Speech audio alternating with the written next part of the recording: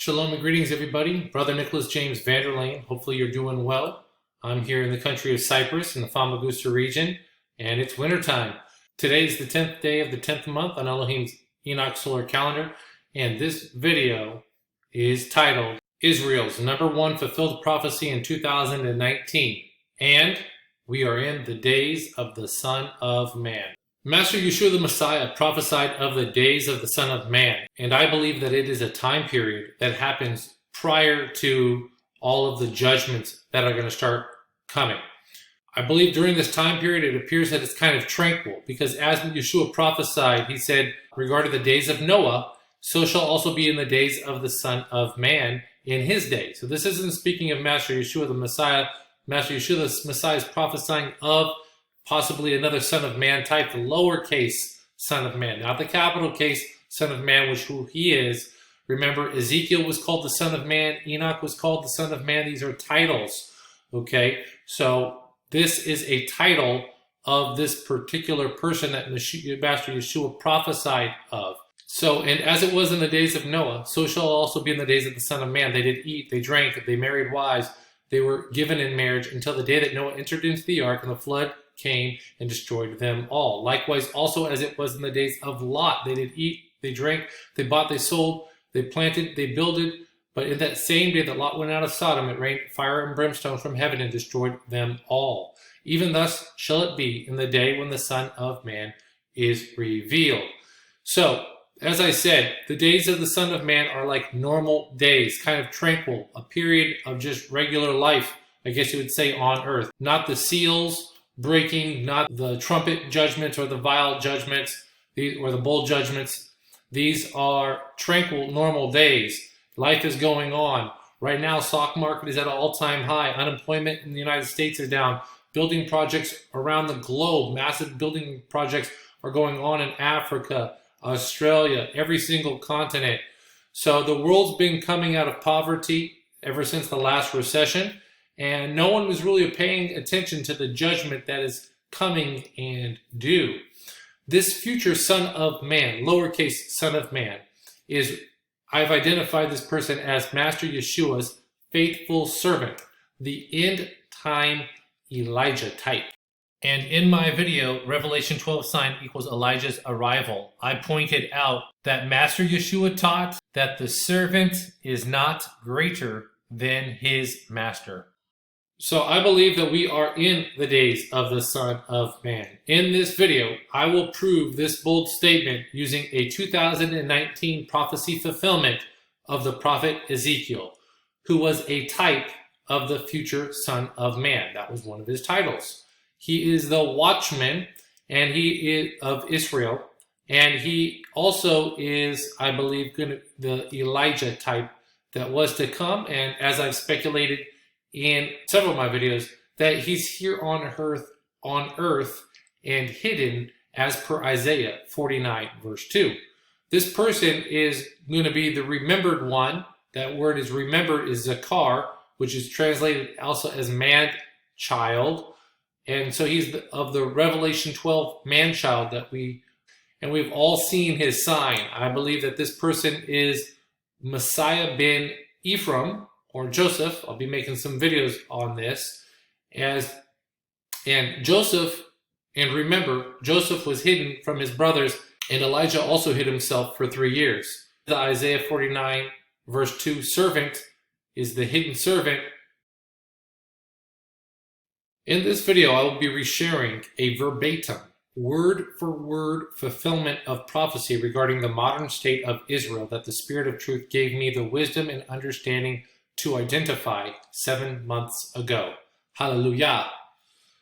Unfortunately, despite 10,000 plus views, no other YouTube channels, news outlets, pastors, or prophecy watchers have shared my finding with their audience to alert them of such a direct and literal biblical fulfillment. You won't find one probably more direct than this. This fulfilled prophecy is too important to pass over and not share, because it serves as a marker in respect to the sequential prophecies of its grouping that were given with it. And thus we can know what is next to come, and the fulfillment also assures us of the times that we are in.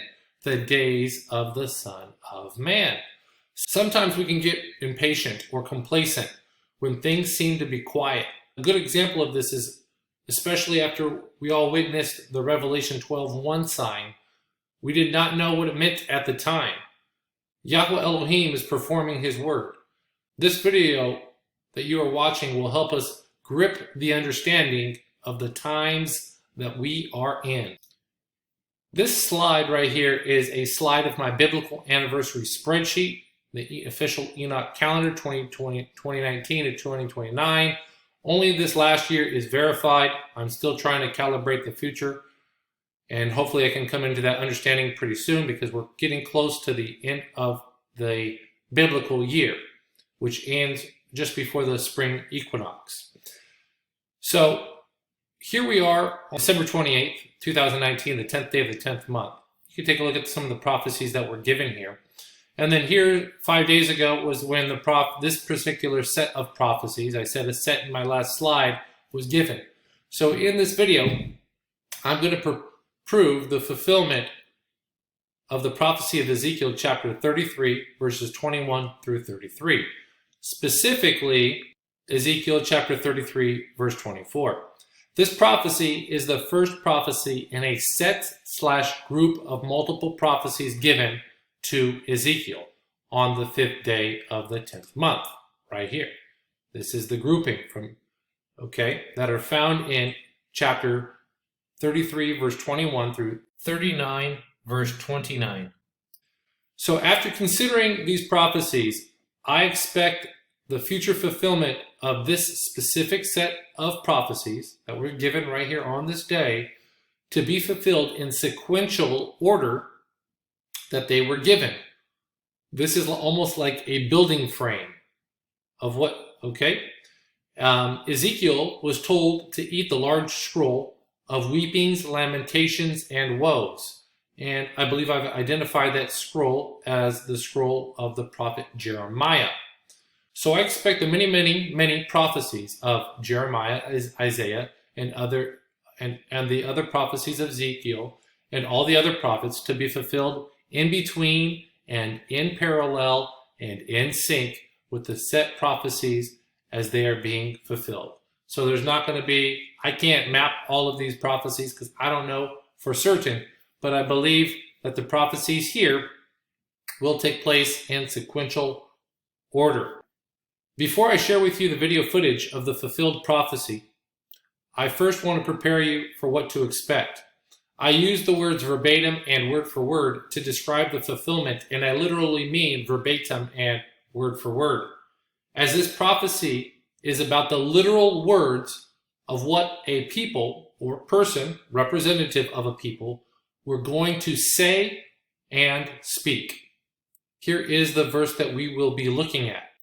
Son of man, they that inhabit those wastes of the land of Israel speak, saying, Abraham was one, and he inherited the land, but we are many. The land is given us for inheritance. So now let me go ahead and point out to you some of the points of this prophecy, so when you watch the video, you'll recognize the fulfillment. So again, here's Ezekiel chapter 33, verse 24. The first point that I want to point out as we examine this verse is that Yahweh does not identify these people as Israelites. Rather, they are identified as being inhabitants of the waste of the land of Israel. So this word, the Hebrew word for inhabitor, or that inhabit, is yashab. And also that can mean to set or settle down. So literally they could be called settlers. And actually, that is actually a terminology given to the Jewish people who now live in the West Bank, the land that was captured after the 67 war. That used to be former Jordan or now Palestine or former Palestinian land. They settled in that land, that zone, and they call themselves settlers. So here's a Google search for Israeli settlers West Bank, and this is page 2. And here you have a Bloomberg article. Michael Bloomberg is Jewish. And this is from November 19th, 2019, so a month ago. I clicked on the link. Here's the article. right here from November 19th, 2019 regarding Israeli settlements. Almost a tenth of Israel's Jews live in East Jerusalem and the West Bank outside their country's recognized borders. The population of Jewish settlers in the West Bank has grown 4 times faster than Israel's itself since 1995. Settlers regard themselves as inhabiting land that is rightfully theirs. Sounds familiar, like what I'm going to bring you through. So here you go. You get to know who the settlers are. They are Jewish people that are living in the West Bank. Another Google search that I did, this from the New York Times article is written from November 18th, 2019. So Bloomberg did one, they did one. So it looks like someone's putting out some information here to try to get everybody to buy in this peace plan settlement, but this isn't going to work this way. This article, wow, like within a day of the Bloomberg article, they're all writing about this stuff. What are they writing about here? Let's take a look at the settler here in this one, okay? More than 400,000 Israeli settlers now live in the West Bank alongside more than 2.6 million Palestinians.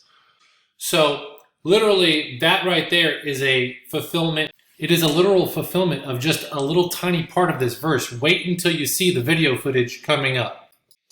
The second point that I want to point out about this prophecy is that even though Yahweh does not call them Israelites or Judahites, these settlers or inhabitants will claim to be descendants of Abraham. They speak saying Abraham was one and he inherited the land. So here they claim to be of Abraham. Yet Yahweh does not call them Israelites or Judahites, but rather they are identified as being inhabitants. These inhabitants are going to boast in their population size, as I just read. That is point number 3. They say, but we are many. And lastly, they are going to use the Abrahamic covenant, which is the covenant of the promised land, to attempt to claim rightful ownership of the land via inheritance, as if they are the Israelites. It says, but we are many, the land is given us for inheritance. That is what's going on in this whole prophecy right here. And the literal words of those prophecies of Ezekiel chapter 33, verse 24, was literally spoken verbatim, word for word, at the United Nations Security Council on April 29th, 2019 by the United Nations Ambassador of Israel, Danny Danon. Here is a screenshot of CBN News. He says, this is the deed to our land. Israel's ambassador takes out Bible at UN to prove Jewish people's claim to Israel. And I want to say, unbeknown to Danny, he fulfilled the prophecy, and I am certain this wasn't his intent, because this fulfillment sparks judgment on the inhabitants of those that inhabit the wastes of the land of Israel. And it's going to bring judgment on Jerusalem. So now let's go ahead and watch the video of him, Danny Danon, unbeknowingly fulfilling Bible prophecy that is going to bring judgment. So this is a 3-minute clip, and I'm going to provide some commentary as we go. So here's Danny Danon, the UN representative for the state of Israel. He is speaking, and he is literally representing the inhabitants of the waste of the land of Israel. And he is going to speak. And what is he going to say? The first thing he's going to do, he's going to try to establish a foundation for his argument that Abraham was one and he inherited the land. That means that it was given to him. There was a covenant made, the Abrahamic covenant of the land. He then, next, is going to say that they are many. Today, I will present to you the 4 pillars that prove the case for Jewish ownership of the land of Israel. The first pillar is the Bible. The Jewish people's rightful ownership of Eretz Israel, the land of Israel, is well documented throughout the Old Testament and beyond. The second pillar is history. The Jewish claim to the land of Israel is confirmed time and again, not just with Jewish history, but with the history of the world. The third pillar is a legal claim. Our rights to the land are codified in international law, including in the documents that founded this very body. And the fourth pillar is the pursuit of international peace and security. A stronger and safer Israel means a stronger and safer world. It is through these four pillars, Mr. President, that I will provide you with the answers to your questions. Let us discuss our first pillar of proof, the Bible. The Jewish people's right to the land of Israel is mentioned over a dozen times in the Tanakh, the Hebrew Bible, which includes the Torah, the Old Testament, the prophets, and the writings. In the book of Genesis, the very first book of the Old Testament, God says to Abraham, and I will read that in Hebrew. So he's about to claim the Abrahamic covenant that the land was given to Abraham.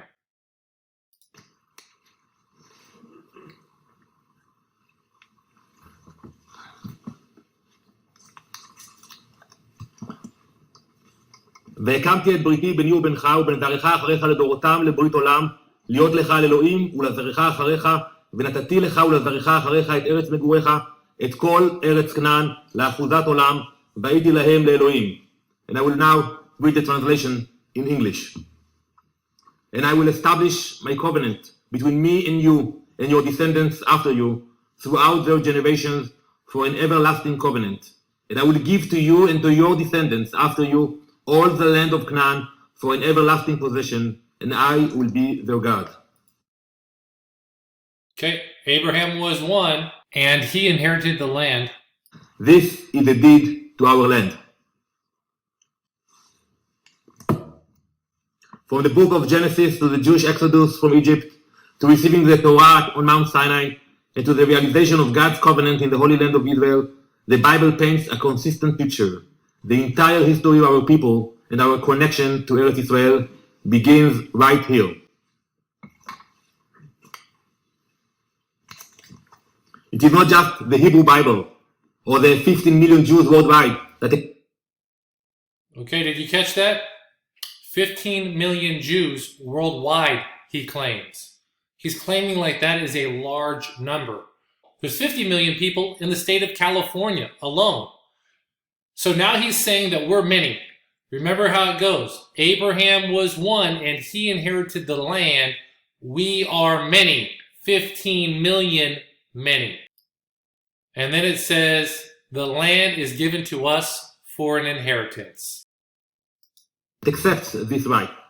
It is accepted across all three monotheistic religions, Judaism, Christianity, and Islam. The Quran itself accepts the divine deed of the Jewish people to the land of Israel. So he is saying that the land is given to them for an inheritance, the divine deed. What you just witnessed is Ezekiel chapter 33, verse 24. And this is proof that we are in the days of the Son of Man. Remember, Ezekiel is the Son of Man title. And this prophecy was given to him. The fact that this prophecy was fulfilled, word for word, verbatim, that was prophesied, 2,700 years ago? Danny Danon attempted to do. He went to try to attempt to lay claim to the land for his settlers, the inhabitants of the wastes of the land of Israel. But his actions and his words are only going to bring the judgment of the prophecy. This is complete irony, but this is how it played out. So you might be thinking, Nick, well, this is a small prophecy. This is only a one-verse prophecy. And I'd like to remind you of Elijah's little rain cloud in the shape of a hand, or maybe a foot in the Greek Septuagint, the heel of the foot. And when they saw that little rain cloud in the shape of a hand or the foot, Elijah told Ahab to go run back, make haste, and get back to where you go because it's going to rain hard. And here it is. After he told him, here's the scripture, what it said after he told him to go and leave right away. Here's the scripture. And it came to pass in the meanwhile that the heaven was black with clouds and wind, and there was a great rain. This is a verbatim prophecy, a fulfillment of prophecy, which happened here in this calendar year of 2019, but the biblical calendar year, still this biblical calendar year that we are currently in. So now let's go ahead and take a look at the reason for the coming judgment here in Ezekiel chapter 33. And the word of Yahweh came unto me, this is Ezekiel, saying, Son of man, they that inhabit those wastes of the land of Israel speak, saying, Abraham was one, and he inherited the land, but we are many. 15 million many, he said, and the land is given to us for inheritance. Wherefore, say unto them, Thus saith Yahweh Elohim, Ye eat with the blood. That's one of the reasons. They eat with the blood. With the blood. They lift up their eyes towards their idols. That's number 2. They shed blood. 3. And shall they possess the land? That's the question Yahweh has. It says, Ye stand upon your sword. That's number 4. Ye work abomination. 5. And ye defile every one his neighbor's wife. 6. And shall ye possess the land? Say thou thus unto them, Thus saith Yahweh Elohim, As surely that they that are in the waste shall fall by the sword, and him that is in the open field will I give to the beasts to be devoured, and they that be in the forts and in the caves shall die of pestilence, for I will lay the land most desolate, and the pomp of her strength shall cease, and the mountains of Israel shall be desolate, that none shall pass through. Then they shall know that I am Yahweh, when I have laid the land most desolate because of all their abominations which they have committed. So let's go ahead over these 6 points. They eat with the blood. 9 months ago, I was given the wisdom and understanding to identify what this means, to eat with the blood. The Jews and everybody in Israel, they eat kosher meat, which means it's prepared a special way. They bleed it out, they cut it, and then they put it in salt to try to drain out whatever blood that they can. But that's not the biblical method of eating without the blood. The only biblical method to eat flesh of beasts or fowls is to have the flesh seethed or boiled in a pot of water. And then you would pour the water out like blood on the ground, and then after you've done that, then you can consume the flesh. That's the only biblical examples that you will find in the scriptures of eating flesh. The only exception to this is the Passover, which has to be eaten in Jerusalem, where Yahweh put his name. The Passover lamb has to be eaten in Jerusalem. So they are in the violation of the covenant of Noah, because the covenant of Noah is not eating the blood or eating with the blood. And actually, the Christians, we are told, or the believers of Master Yeshua HaMashiach, is I better put, in Acts chapter 15, in the Council of Jerusalem, they are told twice, we are instructed twice, to not eat with the blood. This understanding has been lost, and now this understanding has been reconstituted about 9 months ago. As I said, I've continued to build on this understanding. I did a message on to Christians, the sin of eating blood. So we are called not only to be in the covenant of the new covenant of Master Yeshua the Messiah, but we are also in a perpetual covenant, a generational covenant that we are born into, the covenant of Noah. And it is for all man, when you hear this message, to search out this matter, fear Elohim, and repent and receive the understanding to abide in the covenant of Noah, which means to only eat boiled flesh of beast and bird, clean beast and bird. And as far as the flesh of fish can be roasted. Master Yeshua roasted fish. It looks like fish can be dried. I believe that the Israelites dried fish in the Sinai, it appears. Eating raw fish like sushi, that is not permissible. I believe that's what the Israelites ate, raw fish, sushi, and they got the plague, possibly. So with that being said, we are to be in the covenant of Noah. This covenant has been lost, and this is one of the reasons why there will be a world judgment, is because the covenant was made after the last world judgment, and now the whole world has been broken into it. But this is an age of grace where Yahweh has given so much grace to the last 2,000 years, which is grace is a time period, which is time to allow people to repent, but The world is not doing that.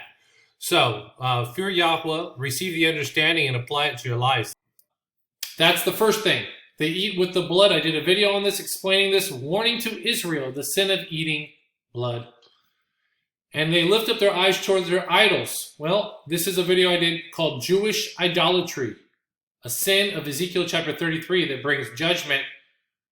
They have all of these pictures of their rabbis, and they worship these men. This man's worshipped as the Messiah has yet to not come. They venerate him. They honor him as if he is the Messiah, not a Messiah, an anointed one, but the anointed one. Also, in Israel, you'll find other pagans and other pagan religions, people practicing other pagan religions there, and practicing idolatry with their household idols. And this is the breaking of the second commandment. So they are in violation of the 10 commandments as well. So right off the bat, they're in violation of the covenant of Noah, and now they're in violation of the 10 commandments. The next one is that they shed blood, and an example of shedding blood is how they've handled this Palestinian protest situation in Gaza. You can see that here's a Google search that I did. Here's a video that shows Israeli troop shooting a Palestinian in cold blood. You can see here Gaza on fire. At least 130 Palestinians are shot. And so this is their shot as protesters. What you need to understand is, yes, that they're out there protesting, they're lighting fires, they're throwing rocks and Molotov cocktails, whatever they can do, but they're enclosed within a fence. They're out there having a barbecue, they're just staging protest. They're not really there to actively be in a war or to shoot. They don't have guns, they're not armed with guns. Yet the Israelis are sniping, they were sniping them for many, many months. Now they stopped sniping them and just monitoring the protests in another way, but they were trying to send a message by shedding blood of these people. They stand upon their swords, and every time you go there in Israel, I've been there several times, all the police officers are carrying their automatic assault rifles.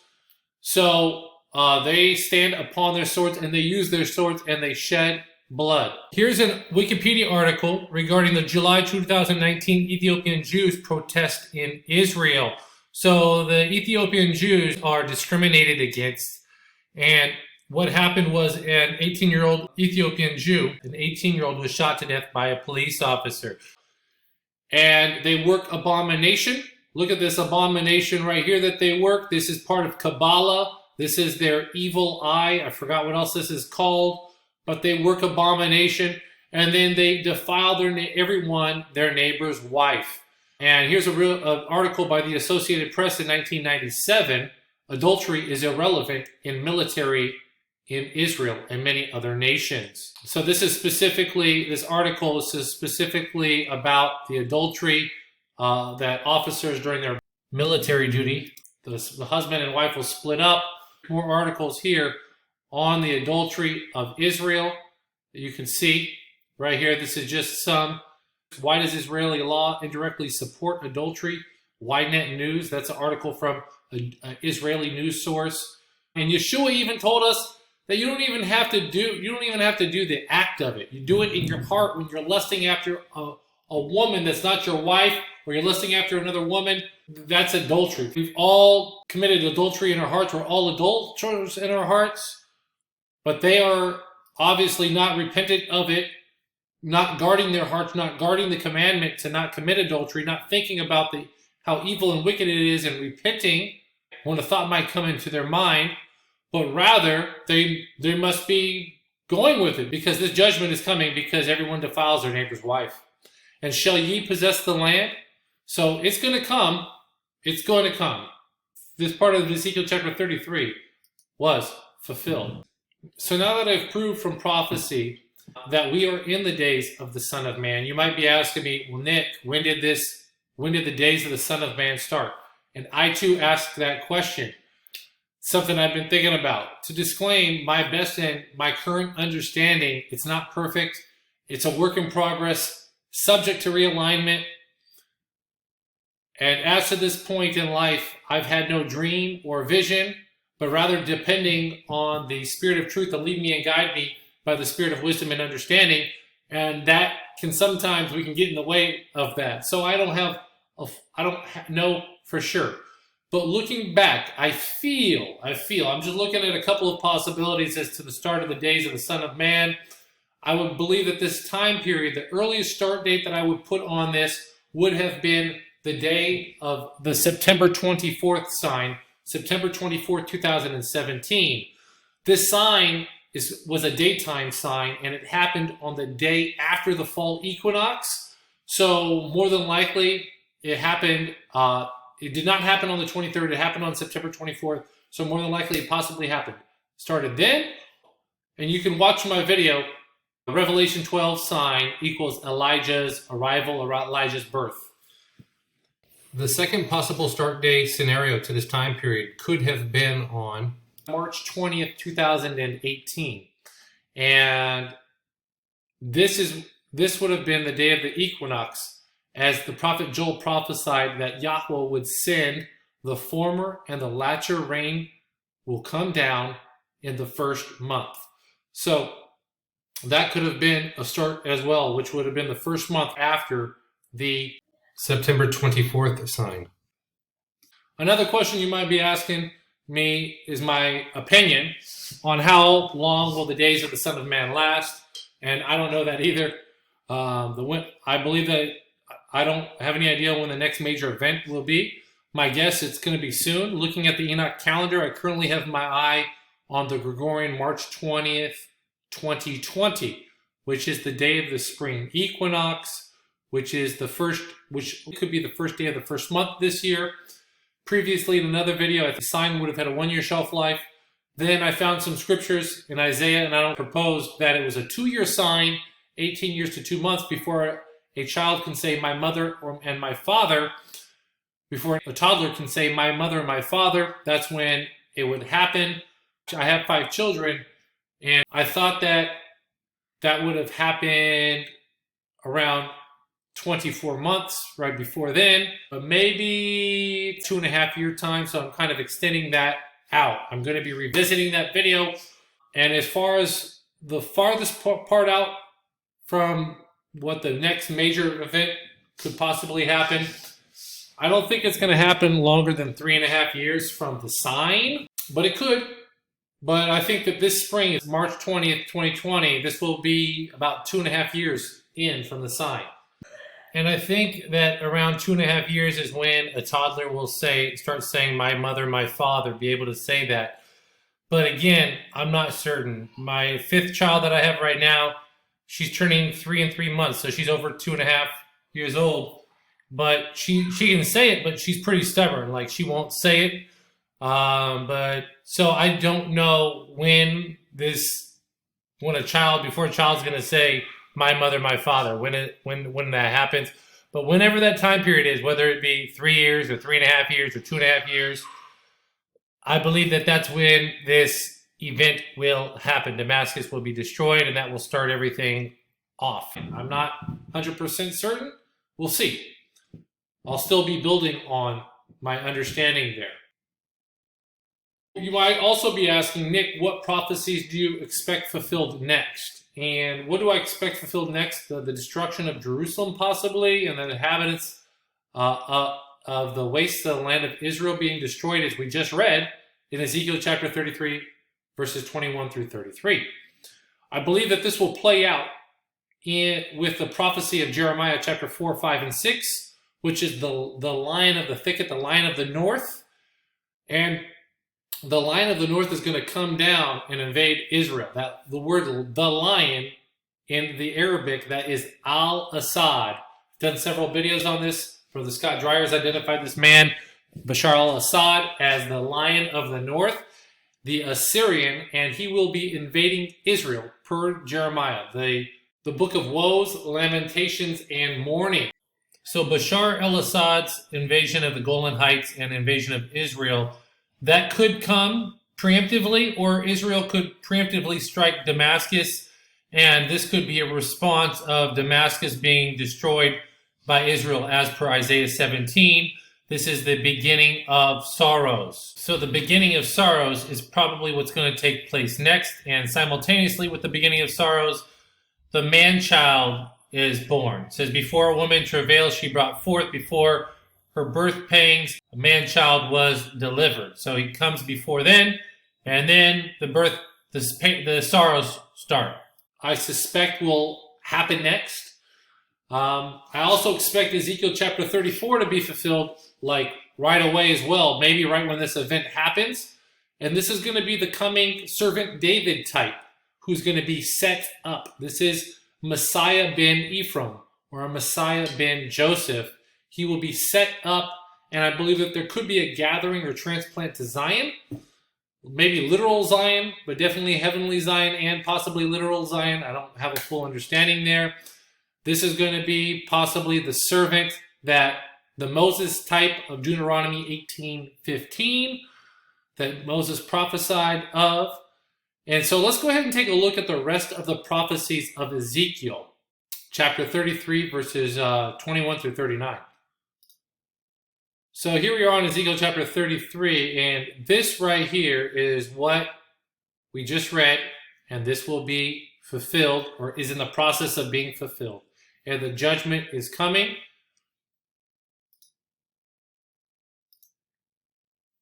Here's Ezekiel chapter 34. It's the prophecy against Israel's shepherds. Those are the fat pastures that feed themselves and not the flock. And then here's of the good shepherd. And there will be a covenant of peace that will be made with the servant David type. And I will set up one shepherd over them, and he shall feed them, that's implied. My servant David, he shall feed them. And he shall be their shepherd, and I, Yahweh, will be their Elohim. And my servant David, a prince, this is the prince of Ezekiel chapter 40 through 48. He's the millennial reign prince. Remember, I said in my video, I shared with you that the prince of Ezekiel chapter 40 through 48, he is the prince and the chief musician. You see, all the Psalms of David are written to the chief musician because this person has two offices because he's in the order of Melchizedek. Yeshua is the king and high priest of the millennial reign, according to the order of Melchizedek. His servant, the coming Elijah type, the Elijah type that was to come, he is the faithful servant. He is the wise steward, and he is also the prodigal son that I mentioned. And Yeshua is going to put on him the robe, the signet ring, and the shoes. And this person will sit with him on his throne, and he will, govern Israel for the millennial reign, being Master Yeshua Messiah's representation. That's how I understand it at this particular point. So he is not the Messiah. That is Master Yeshua the Messiah. He is the Messiah, but this is going to be an anointed one. He will be anointed. And he's going to make a covenant of peace with, and I will make with them a covenant of peace, and will cause the evil beasts of this to cease out of the land, which we just read about, Ezekiel chapter 33. And they will dwell in safety and sleep in the woods. And so this is going to be this regathering of Israel. And I will make them and the places round about my hill a blessing. What hill? Mount Zion, right there in Jerusalem. And I will cause the shower to come down in his season. And they will be showers of blessing. And these are the showers that we just read about.